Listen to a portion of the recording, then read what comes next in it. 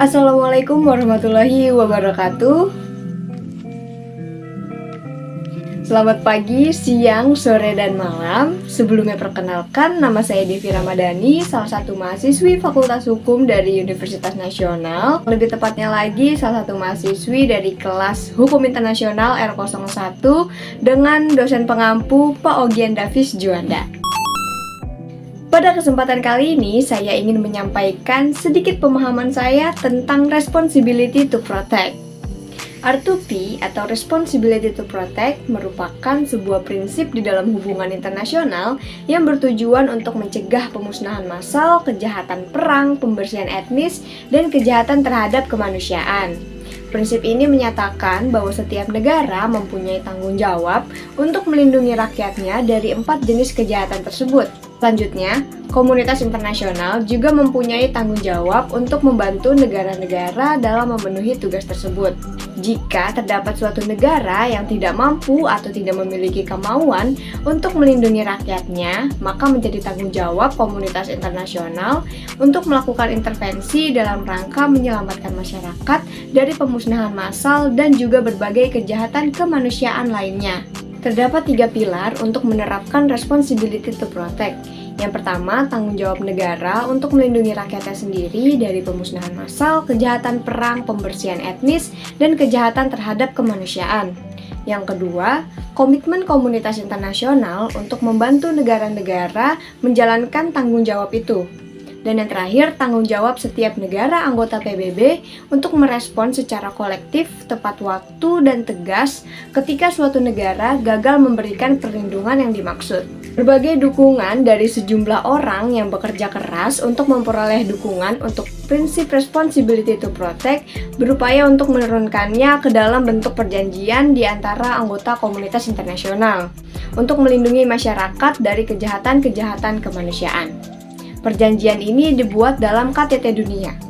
KTT ini diselenggarakan pada September 2005 ketika para pemimpin dunia berkumpul di New York untuk mendiskusikan rancangan reformasi PBB.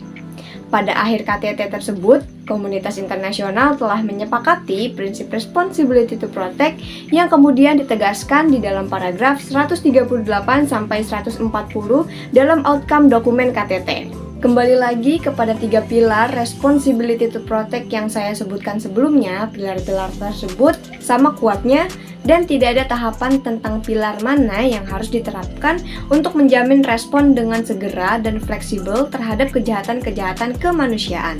Penekanan dari ketiga pilar tersebut adalah pada pencegahan kejahatan-kejahatan tersebut sebelum akhirnya berubah menjadi kejahatan kemanusiaan yang lebih meluas lagi.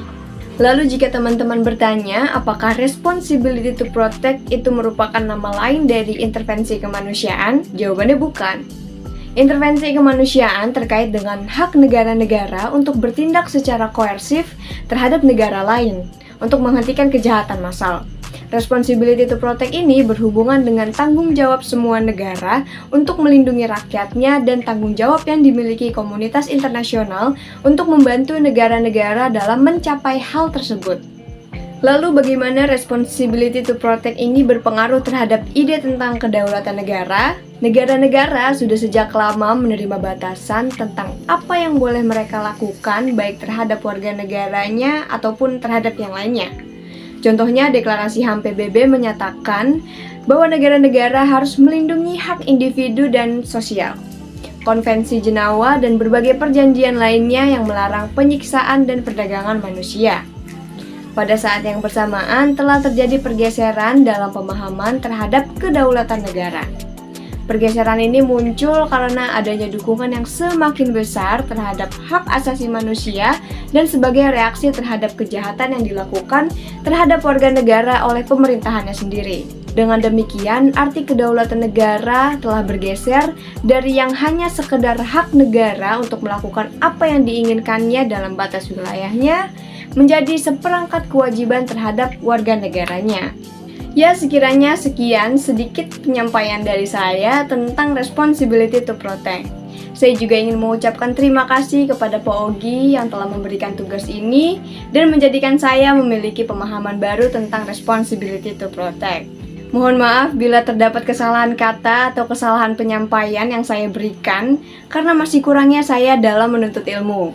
Terima kasih atas perhatian dan waktunya. Wassalamualaikum warahmatullahi wabarakatuh.